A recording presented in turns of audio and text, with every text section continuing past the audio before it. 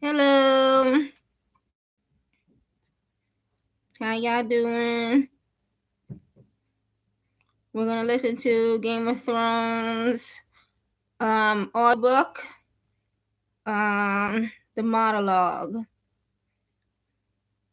It's going to be fun. Getting my thing set up, and then we can listen. It's going to be fun. And then I wish they'd gone to River Run instead. Oh, wait a minute. Not yet, people. And then later Prologue. we're gonna. Wait a minute. We should start. Later we're gonna do the Jennifer Lewis.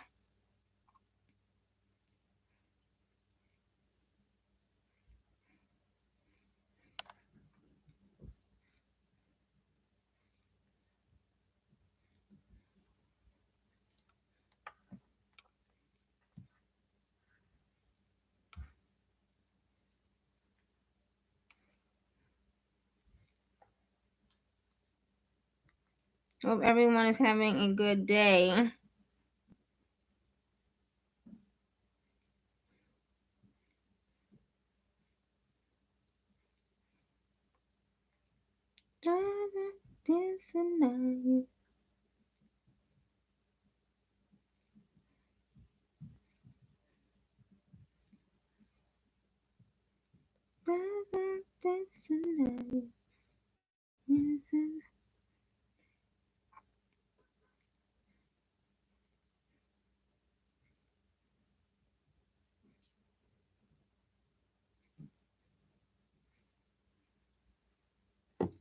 So everybody get your drinks ready. If you gotta go to the bathroom, do it now. If you need a sandwich, go get that too. Because it's gonna be a minute. Because the monologue is long. So, and then if we do good, we could do Bran. And then later we're gonna do Jennifer Lewis monologue, and then chapter 1 of hers later.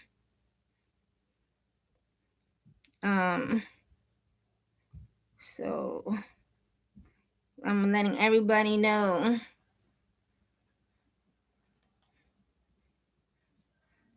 I'm gonna start now though. The monologue. Prologue. We should start back, Garrett urged as the woods began to grow dark around them. The wildlings are dead.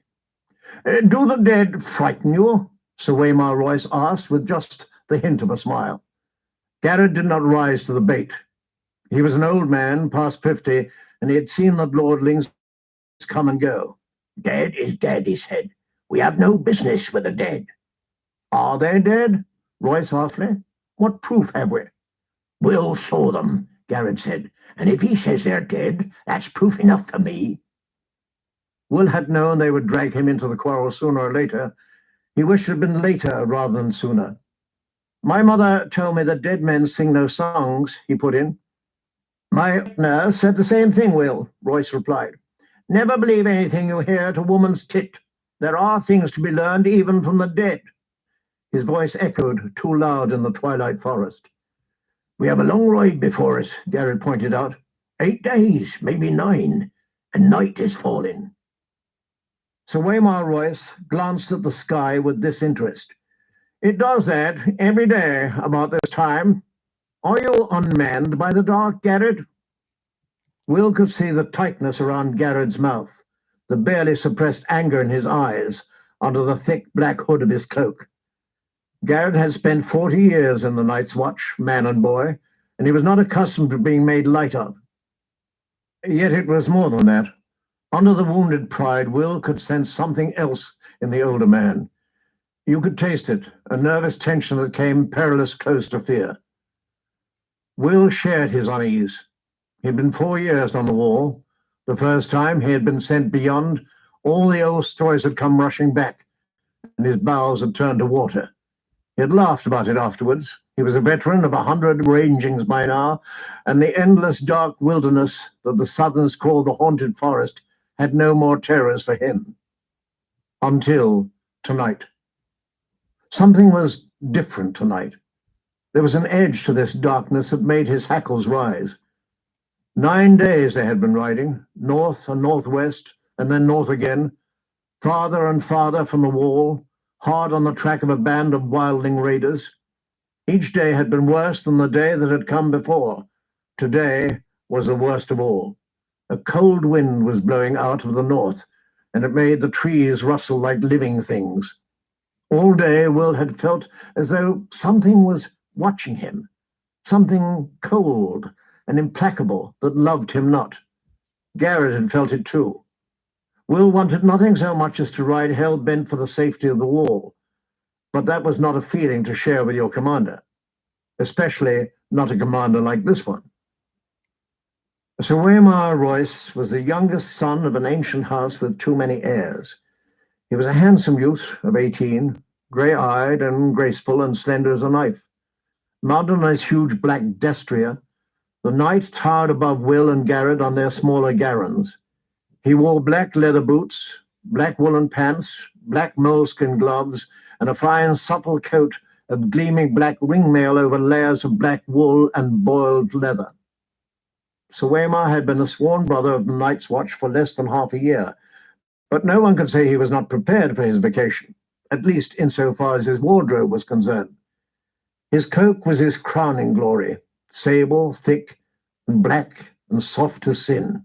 "Bet he killed them all himself, he did," Garrett told the barracks over wine. "Twisted their little heads off, our mighty warrior." They had all shared a laugh. It is hard to take orders from a man you laughed at in your cups, Will reflected as he sat shivering atop his garron. Garrett must have felt the same. "Mormont said we should track them, and we did," Garrett said. "They're dead. They shan't trouble us no more. There's hard riding before us. I don't like this weather. If it snows, we could be a fortnight getting back, and snow's the best we can hope for. Ever seen an ice storm, my lord?" The lordling seemed not to hear him. He studied the deepening twilight in that half-bored, half-distracted way he had. Will had ridden with the knight long enough to understand that it was best not to interrupt him when he looked like that.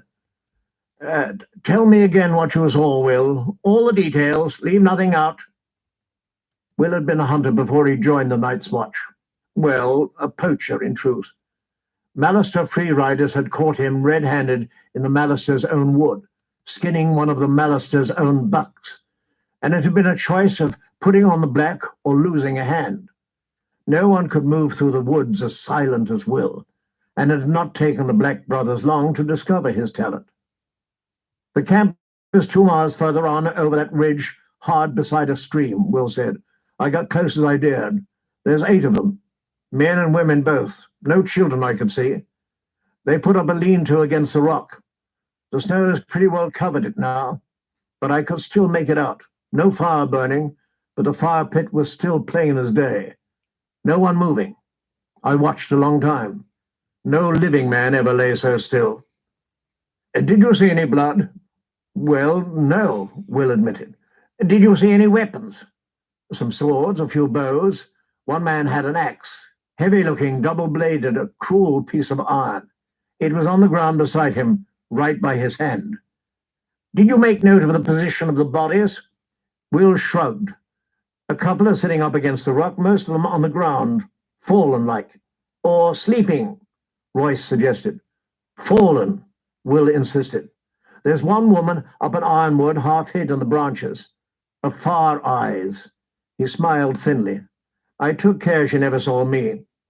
When I got closer, I saw that she wasn't moving neither." Despite himself, he shivered. "You have a chill?" Royce asked. "Some," Will muttered. "The wind, my lord." The young knight turned back to his grizzled man-of-arms. Frost-fallen leaves whispered past them, and Royce's destrier moved restlessly. "What do you think might have killed these men, Garrett?" Sir Waymar asked casually. He adjusted the drape of his long sable cloak. It was a cold, Garrett said, with iron certainty. I saw men freeze last winter, and the one before, when I was half a boy. Everyone talks about snows 40 feet deep, and how the ice wind comes howling out of the north. But the real enemy is the cold. It steals up on you quieter than will, and at first you shiver and your teeth chatter, and you stamp your feet and dream of mulled wine and nice hot fires. It burns, it does. Nothing burns like the cold, but only for a while. Then it gets inside you and starts to fill you up. And after a while, you don't have the strength to fight it. It's easier just to sit down or go to sleep. They say you don't feel any pain toward the end. First you go weak and drowsy and everything starts to fade. And then it's like sinking into a sea of warm milk. Peaceful night. Oh, such elegance, Garrett, Sir Waymar observed. I never suspected you had it in you. I've had the cold in me too, lordling. Garrett pulled back his hood, giving Sir Waymar a good long look at the stumps where his ears had been. 2 ears, 3 toes, and the little finger of my left hand. I got off light. We found my brother frozen at his watch, with a smile on his face. Sir Waymar shrugged. You ought to dress more warmly, Garrett. Garrett glared at the lordling. The scars around his ear holes flushed red with anger, where Maester Aemon had cut the ears away. We'll see how warm you can dress when the winter comes. He pulled up his hood and hunched over his garron, silent and sullen. If Garrett said it was the cold, Will began. Have you drawn any watches this past week, Will? Yes, my lord. There never was a week when he did not draw a dozen bloody watches. What was the man driving at? And how did you find the wall? Weeping, Will said, frowning. He saw it clear enough, now that the lordling had pointed it out. They couldn't have frozen, not if the wall was weeping. It wasn't cold enough. Royce nodded. Right, lad.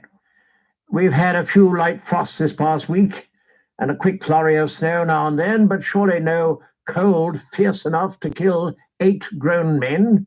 Men clad in fur and leather, let me remind you, with shelter near at hand, and the means of making fire. The knight's smile was cocksure. Will lead us there. I would see these dead men for myself.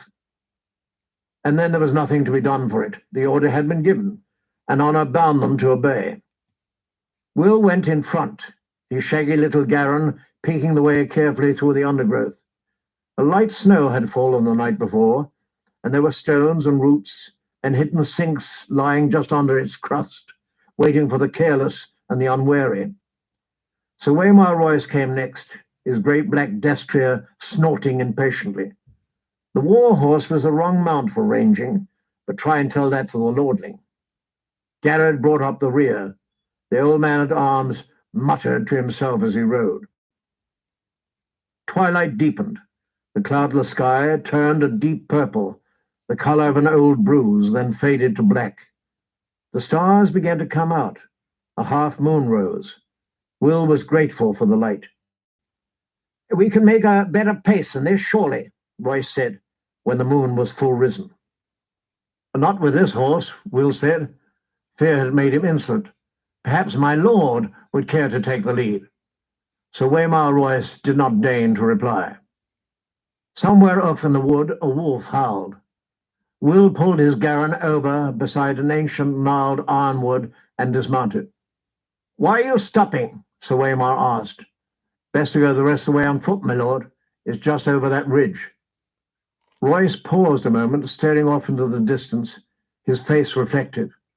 A cold wind whispered through the trees. His great sable cloak stirred behind him like something half alive. There's something wrong here, Garrett muttered. The young knight gave him a disdainful smile. Is there? Oh, can't you feel it? Garrett asked. Listen to the darkness. Will could feel it. 4 years in the night watch, and he had never been so afraid. What was it? Wind. Trees rustling. A wolf. Which sound is it that unmanned you so, Garrett? When Garrett did not answer, Royce slid gracefully from his saddle. He tied the destrier securely to a low-hanging limb, well away from the other horses, and drew his longsword from its sheath. Jewels glittered in its hilt, and the moonlight ran down the shining steel. It was a splendid weapon, castle forged and new made from the look of it. Will doubted it had ever been swung in anger. "The trees press close here," Will warned. "That sword will tangle you up, my lord. Better a knife." "If I need instruction, I will ask for it," the young lord said. "Garrett, stay here. Guard the horses." Garrett dismounted. "We need a fire. I'll see to it." "How big a fool are you, old man? If there are enemies in this wood, a fire is the last thing we want." "There's some enemies a fire will keep away," Garrett said. "Bears and dire wolves and other things." Sir Waymar's mouth became a hard line. "No fire." Garrett's hood shadowed his face, but Will could see the hard glitter in his eyes as he stared at the night. For a moment he was afraid the older man would go for his sword. It was a short, ugly thing, its grip discolored by sweat, its edge nicked from hard use. But Will would not give an iron bob for the lordling's life if Garrett had pulled it from its scabbard. Finally, Garrett looked down. "No fire," he muttered, low under his breath. Royce took it for acquiescence and turned away. "Lead on," he said to Will. Will threaded their way through a thicket, then started up the slope to the low ridge where he had found his vantage point under a sentinel tree. Under the thin crust of snow, the ground was damp and muddy, slick footing, with rocks and hidden roots to trip you up. Will made no sound as he climbed. Behind him he heard the soft metallic slither of the lordling's ringmail, the rustle of leaves and muttered curses as reaching branches grabbed at his longsword and tugged at his splendid sable cloak. The great sentinel was right there at the top of the ridge, where Will had known it would be, its lowest branches a bare foot off the ground. Will slid in underneath, flat on his belly in the snow and the mud, and looked down on the empty clearing below. His heart stopped in his chest. For a moment he dare not breathe. Moonlight shone down on the clearing, the ashes of the fire pit, the snow-covered lean-to, the great rock, the little half-frozen stream. Everything was just as it had been a few hours ago. They were gone. All the bodies were gone. "Gods!" he heard behind him. A sword slashed at a branch as Sir Waymar Royce gained the ridge. He stood there beside the sentinel, longsword in hand, his cloak billowing behind him as the wind came up, outlined nobly against the stars for all to see. "Get down," Will whispered urgently. "Something's wrong." Royce did not move. He looked down at the empty clearing and laughed. "Your dead men seem to have moved camp, Will." Will's voice abandoned him. He groped for words that did not come. It was not possible. His eyes swept back and forth over the abandoned campsite, stopped on the axe, a huge, double-bladed battle axe still lying where he had seen it last, untouched, a valuable weapon. "On your feet, Will," Sir Waymar commanded. "There's no one here. I won't have you hiding under a bush." Reluctantly, Will obeyed. Sir Waymar looked him over with open disapproval. "I'm not going back to Castle Black of failure on my first ranging.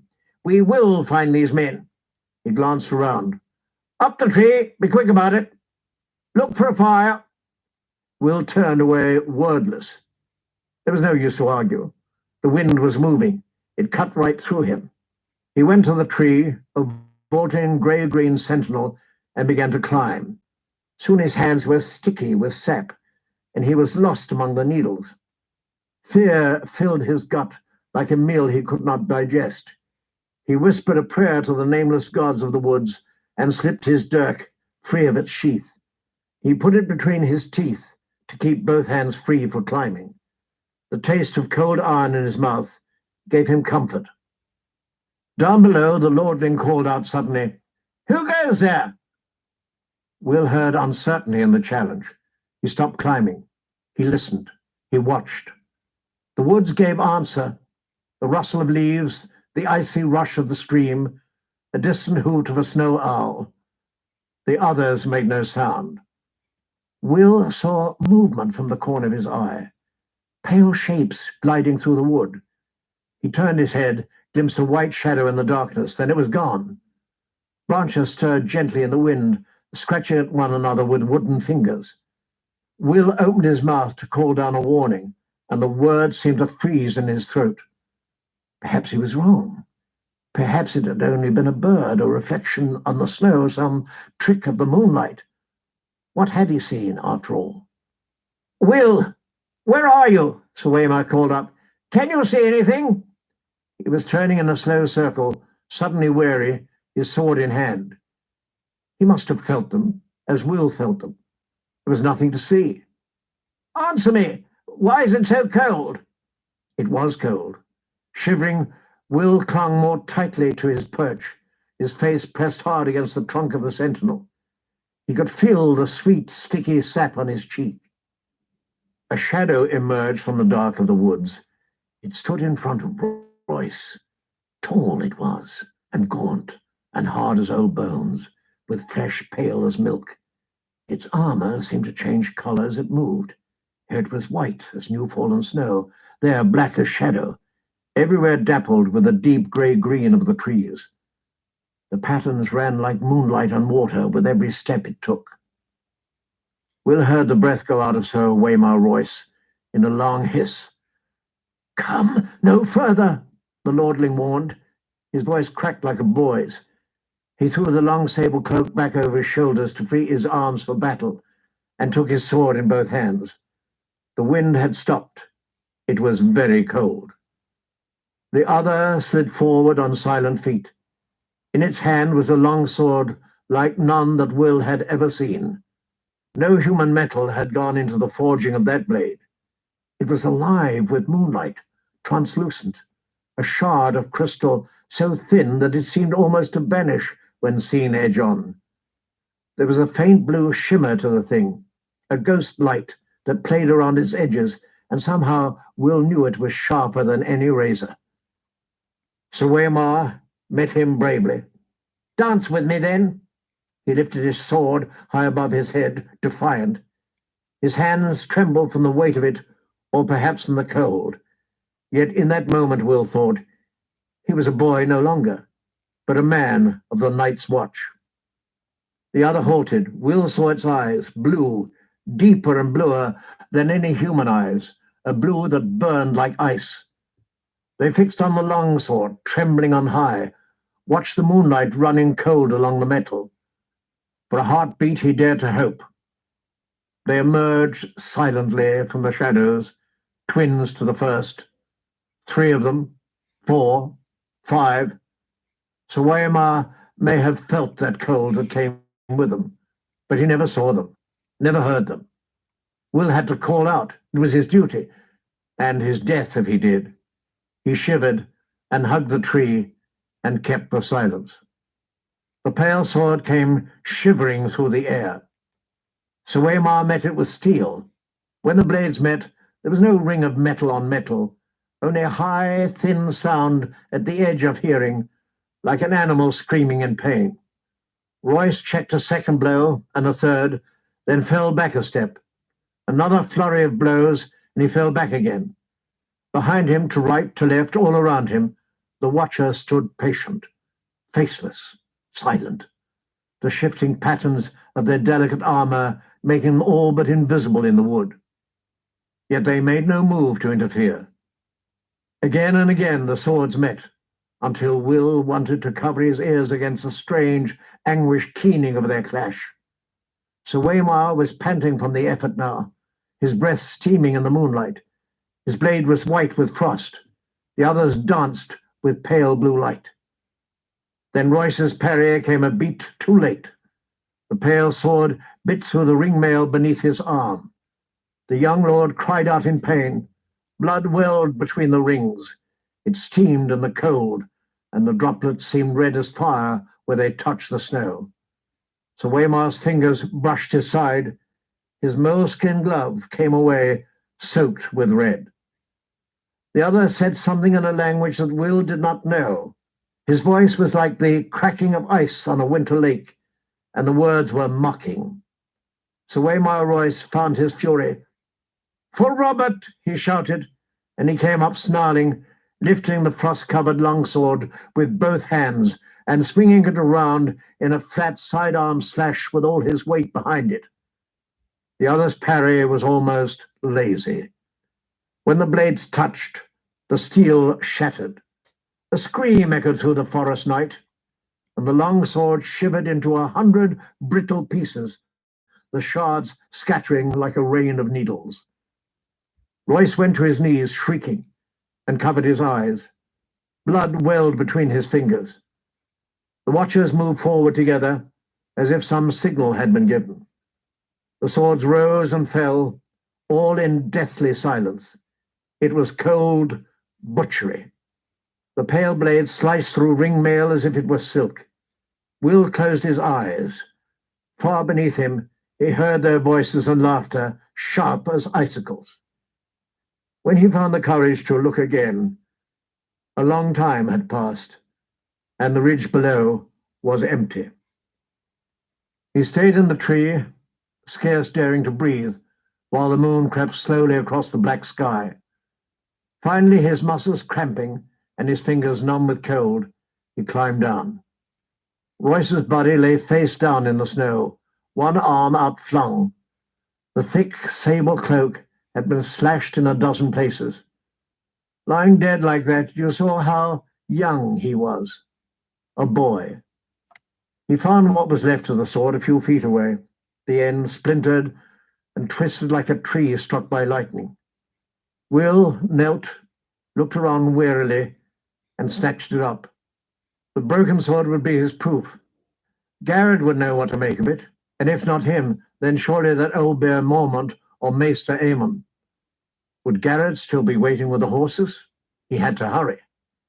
Will rose. Sir Waymar Royce stood over him. His fine clothes were a tatter, his face a ruin. A shard from his sword transfixed the blind white pupil of his left eye. The right eye was open. The pupil burned blue.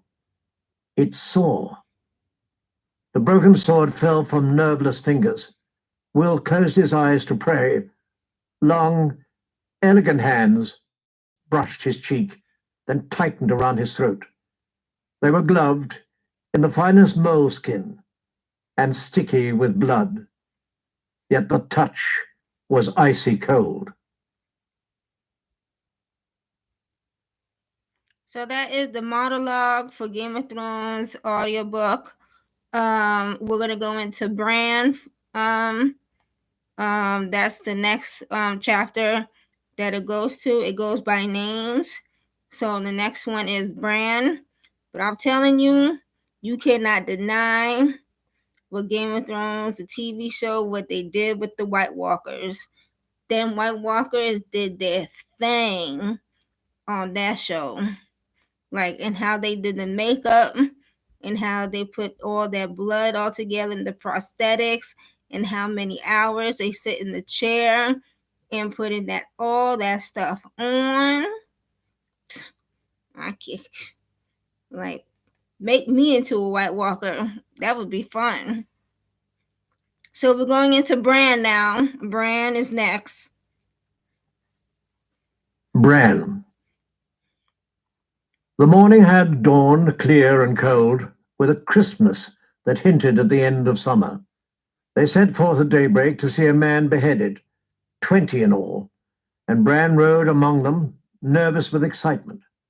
This was the first time he had been deemed old enough to go with his lord father and his brothers to see the king's justice done. It was the 9th year of summer and the 7th of Bran's life. The man had been taken outside a small holdfast in the hills. Robb thought he was a wildling, his sword sworn to Mance Rayder, the king beyond the wall. It made Bran's skin prickle to think of it. He remembered the hearth tales old Nan told them. The wildlings were cruel men, she said, slavers and slayers and thieves. They consorted with giants and ghouls, stole girl children in the dead of night and drank blood from polished horns, and their women lay with the others in the long night to sire terrible half-human children. But the man they found, bound hand and foot to the holdfast wall, awaiting the king's justice, was old and scrawny, not much taller than Rob. He had lost both ears and a finger to frostbite, and he dressed all in black, the same as the brother of the night's watch, except that his furs were ragged and greasy. The breath of man and horse mingled, steaming in the cold morning air, as his lord father had the man cut down from the wall and dragged before them. Rob and John sat tall and still on their horses, with Bran between them on his pony, trying to seem older than 7, trying to pretend that he'd seen all this before. A faint wind blew through the holdfast gate. Over their heads flapped the banner of the Starks of Winterfell, a grey direwolf racing across an ice-white field. Bran's father sat solemnly on his horse, long brown hair stirring in the wind. His closely trimmed beard was shot with white, making him look older than his 35 years. He had a grim cast to his grey eyes this day, and he seemed not at all the man who would sit before the fire in the evening and talk softly of the age of heroes and the children of the forest. He had taken off father's face, Bran thought, and donned the face of Lord Stark of Winterfell. There were questions asked and answers given there in the chill of morning, but afterwards Bran could not recall much of what had been said. Finally his lord father gave a command, and 2 of his guardsmen dragged the ragged man to the ironwood stump in the centre of the square. They forced his head down onto the hard black wood. Lord Eddard Stark dismounted, and his ward, Theon Greyjoy, brought forth the sword. Ice, that sword was called. It was as wide as a man's hand, and taller even than Rob. The blade was Valyrian steel, spell-forged and dark as smoke. Nothing held an edge like Valyrian steel. His father peeled off his gloves and handed them to Jory Cassell, the captain of the household guard. He took hold of ice with both hands and said, "In the name of Robert of the House Baratheon, the first of the name, King of the Andals and the Rhynar and the First Men, Lord of the 7 Kingdoms and Protector of the Realm, by the word of Eddard of the House Stark, Lord of Winterfell and Warden of the North, I do sentence you to die." He lifted the great sword high above his head. Bran's bastard brother, Jon Snow, moved closer. "Keep the pony well in hand," he whispered, "and don't look away. Father will know if you do." Bran kept his pony well in hand and did not look away. His father took off the man's head with a single sure stroke. Blood sprayed out across the snow as red as summer wine. One of the horses reared and had to be restrained to keep from bolting. Bran could not take his eyes off the blood. The snows around the stump drank it eagerly, reddening as he watched. The head bounced off a thick root and rolled. It came up near Greyjoy's feet. Theon was a lean, dark youth of 19 who found everything amusing. He laughed, put his boot on the head, and kicked it away. "Ass," Jon muttered, low enough so Greyjoy could not hear. He put a hand on Bran's shoulder, and Bran looked over at his bastard brother. "You did well," Jon told him solemnly. Jon was 14, an old hand at justice. It seemed colder on the long ride back to Winterfell, though the wind had died by then and the sun was higher in the sky. Bran rode with his brothers well ahead of the main party, his pony struggling hard to keep up with their horses. "The deserter died bravely," Rob said. He was big and broad and growing every day with his mother's colouring, the fair skin, red-brown hair, and blue eyes of the Tullys of Riverrun. "He had courage, at the least." "No," Jon Snow said quietly. "It was not courage. This one was dead of fear. You could see it in his eyes, Stark." Jon's eyes were a grey so dark they seemed almost black, but there was little they did not see. He was of an age with Rob, but they did not look alike. Jon was slender, where Rob was muscular, dark where Rob was fair, graceful and quick where his half-brother was strong and fast. Rob was not impressed. The others take his eyes, he swore. He died well. Race you to the bridge? Done, John said, kicking his horse forward. Rob cursed and followed, and they galloped off down the trail. Rob laughing and hooting, John silent and intent. The hoofs of their horses kicked up showers of snow as they went. Bran did not try to follow. His pony could not keep up.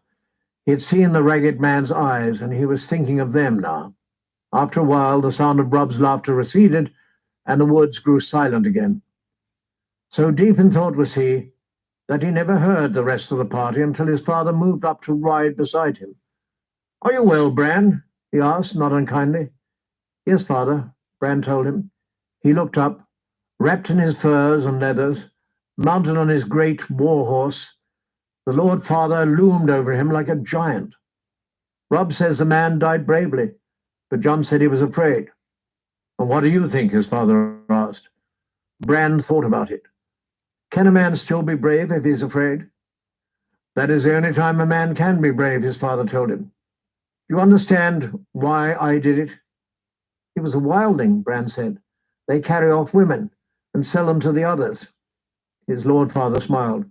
Old Nan has been telling you stories again. In truth, the man was an oath-breaker, a deserter from the Night's Watch. No man is more dangerous.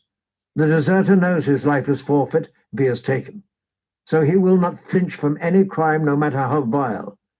But you mistake me. The question was not why the man had to die, but why I must do it. Bran had no answer for that. King Robert has a headsman, he said uncertainly. He does, his father admitted, as did the Targaryen kings before him. Yet our way is the older way. The blood of the first men still flows in the veins of the Starks, and we hold to the belief that the man who passes the sentence should swing the sword. If you would take a man's life, you owe it to him to look into his eyes and hear his final words. And if you cannot bear to do that, then perhaps a man does not deserve to die. One day, Bran, you will be Robb's bannerman, holding a keep of your own for your brother and your king, and justice will fall to you. When that day comes, you must take no pleasure in the task, but neither must you look away. A ruler who hides behind paid executioners soon forgets what death is. That was when Jon reappeared on the crest of the hill before him. He waved and shouted down at them, "Father, Bran, come quickly! See what Robb has found!"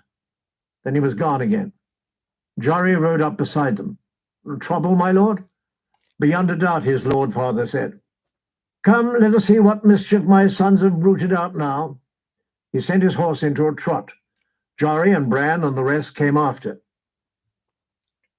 They found Robb on the river bank north of the bridge, with Jon still mounted beside him. The late summer snows had been heavy this moon turn. Robb stood knee-deep in white, his hood pulled back so the sun shone in his hair. He was cradling something in his arm while the boys talked in hushed, excited voices. The riders picked their way carefully through the drifts, groping for solid footing on the hidden, uneven ground. Jory Cassell and Theon Greyjoy were the first to reach the boys. Greyjoy was laughing and joking as he rode. Bran heard the breath go out of him. "Gods!" he exclaimed, struggling to keep control of his horse as he reached for his sword. Jory's sword was already out. "Robb, get away from it!" he called as his horse reared under him. Robb grinned and looked up from the bundle in his arms. "She can't hurt you," he said. "She's dead, Jory." Bran was afire with curiosity by then. He would have spurred the pony faster, but his father made them dismount beside the bridge and approach on foot. Bran jumped off and ran. By then, Jon, Jory, and Theon Greyjoy had all dismounted as well. "What in the seven hells is it?" Greyjoy was saying. "A wolf," Robb told him. "A freak," Greyjoy said. "Look at the size of it." Bran's heart was thumping in his chest as he pushed through a waist-high drift to his brother's side. Half buried in the blood-stained snow, a huge dark shape slumped in death. Ice had formed in its shaggy grey fur, and the faint smell of corruption clung to it like a woman's perfume. Bran glimpsed blind eyes crawling with maggots, a wide mouthful of yellow teeth, but it was the size of it that made him gasp. It was bigger than his pony, twice the size of the largest hound in his father's kennel. "It's no freak," John said calmly. "That's a direwolf. They grow larger than the other kind." Theon Greyjoy said, "There's not been a direwolf sighted south of the wall in 200 years. "I see one now," John replied. Bran tore his eyes away from the monster. That was when he noticed the bundle in Robb's arms. He gave a cry of delight and moved closer. The pup was a tiny ball of grey-black fur, its eyes still closed. It nuzzled blindly against Robb's chest as he cradled it, searching for milk among his leathers, making a sad little whimpery sound. Bran reached out hesitantly.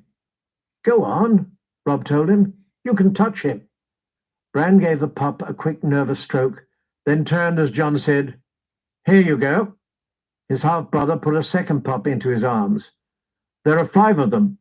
Bran sat down in the snow and hugged the wolf pup to his face. Its fur was soft and warm against his cheek. "Dire wolves loose in the realm after so many years," muttered Hullen, the master of horse. "I like it not." "It's a sign," Jory said. Father frowned. "This is only a dead animal, Jory," he said. Yet he seemed troubled. Snow crunched under his boots as he moved around the body. "Do we know what killed her?" "There's something in the throat," Robb told him, proud to have found the answer before his father even asked. "There, just under the jaw." His father knelt and groped under the beast's head with his hand. He gave a yank and held it up for all to see. A foot of shattered antler, tines snapped off, all wet with blood. A sudden silence descended over the party. The men looked at the antler uneasily, and no one dared to speak. Even Bran could sense their fear, though he did not understand. His father tossed the antler to the side and cleansed his hands in the snow. "I'm surprised she lived long enough even to whelp," he said. His voice broke the spell. "Maybe she didn't," Jory said. "I've heard tales. Maybe the bitch was already dead when the pups came." "Born with the dead," another man put in. "Worse luck." "No matter," said Hullen. "They'll be dead soon enough, too." Bran gave a wordless cry of dismay. "The sooner the better," Theon Greyjoy agreed. He drew his sword. "Give the beast here, Bran." The little thing squirmed against him, as if it heard and understood. "No," Bran cried out fiercely. "It's mine." "Put away your sword, Greyjoy," Robb said. For a moment he sounded as commanding as their father, like the lord he would someday be. "We will keep these pups." "You cannot do that, boy," said Harwin, who was Hullen's son. "It'll be a mercy to kill them," Hullen said. Bran looked to his lord father for rescue, but got only a frown, a furrowed brow. "Hullen speaks truly, son. Better a swift death than a hard one from cold and starvation."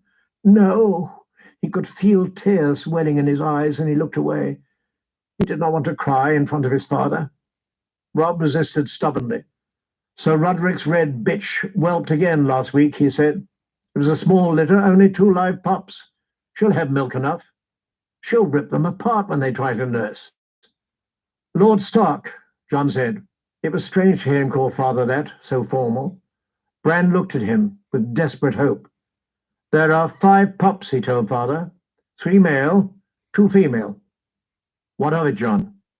"You have 5 true-born children," John said. 3 sons, 2 daughters. The dire wolf is the sigil of your house. Your children were meant to have these pups, my lord." Bran saw his father's face change, saw the other men exchange glances. He loved John with all his heart at that moment. Even at 7, Bran understood what his brother had done. The count had come right only because John had omitted himself. He had included the girls, included even Rickon the baby, but not the bastard who bore the surname Snow, the name that custom decreed be given to all those in the north unlucky enough to be born with no name of their own. Their father understood as well. You want no pup for yourself, John? He asked softly. The dire wolf graces the banner of House Stark, John pointed out. I am no Stark, father. Their Lord Father regarded John thoughtfully. Rob rushed into the silence he left. I will nurse him myself, father, he promised. I will soak a towel with warm milk and give him suck from that. Me too, Bran echoed. The Lord weighed his sons long and carefully with his eyes. Easy to say, and harder to do. I will not have you wasting the servants' time with this. If you want these pups, you will feed them yourselves. Is that understood? Bran nodded eagerly. The pup squirmed in his grasp, licked at his face with a worn tongue. You must train them as well, the father said. You must train them. The kennel master will have nothing to do with these monsters, I promise you that. And the gods help you if you neglect them or brutalize them or train them badly. These are not dogs to beg for treats and slink off at a kick. A dire wolf will rip a man's arm off his shoulder as easily as a dog will kill a rat. You sure you want this? Yes, father, Bran said. Yes, Rob agreed. The pups may die anyway, despite all you do. They won't die, Rob said. We won't let them die. Keep them then. Jory, Desmond, gather up the other pups. It's time we were back to Winterfell. It was not until they were mounted on their way that Bran allowed himself to taste the sweet air of victory. By then his pup was snuggling inside his leathers, warm against him, safe for the long ride home. Bran was wondering what to name him. Halfway across the bridge, John pulled up suddenly. What is it, John? The Lord Father asked. Can't you hear it? Bran could hear the wind in the trees, the clatter of their hooves on the ironwood planks, the whimpering of his hungry pup, but John was listening to something else. There, John said. He swung his horse around and galloped back across the bridge. They watched him dismount where the dire wolf lay dead in the snow, watched him kneel. A moment later he was riding back to them, smiling. He must have crawled away from the others, John said. All been driven away, the father said, looking at the sixth pup. His fur was white where the rest of the litter was grey. His eyes were red as the blood of the ragged man who had died that morning. Bran thought it curious that this pup alone would have opened his eyes while the others were still blind. An albino, Theo Greyjoy said with wry amusement. This one will die even faster than the others. Jon Snow gave his father's ward a long, chilling look. I think not, Greyjoy, he said. This one belongs to me. I remember that episode, that first episode in the beginning, and then when they this the nice watch guy wander off, and the king, not the king, the Ned Stark people found him, and how the execution was, and Jon Snow with with um with Bran saying, you can't look away, you have to look at the execution, and don't let what you see, don't be scared of it. You have to, you don't want to disappoint your dad, Ned Stark, and how they found the puppies, and how they thought they only had three boys and two girls, and then he found a runt of the litter of the white, um as we know now, it's Ghost. um it's incredible because me listening to Bran, I see the whole episode of the beginning into the ends, and I think that is just so great how they did the first episode like that. So um the next chapter is Caitlin. So instead of me doing the Jennifer Lewis book later on, I'm gonna come back and we're gonna do Caitlin and Daenerys, and then we're gonna go from there. And I'll probably be back on live probably around 6:30 to 8:30. And tomorrow I'll be going live on my Twitch. It's gonna be on a music stream. We're just gonna listen to music, and if you want to request something, you could request a song, and you could interact. You'd be like, "Hey, you want to listen to this?" Hey, because I like all type of music. I like country, rock, even 50s and 60s music. I like everything. So, and my Twitch name is Fiona Milton. Is no spaces. It's together. And I hope I see you guys later, around 6:30, because we're gonna do Caitlin, and we're gonna do Daenerys. And I hope you having a wonderful day. And I see you guys later. Bye bye. Oh, and thank you for the like.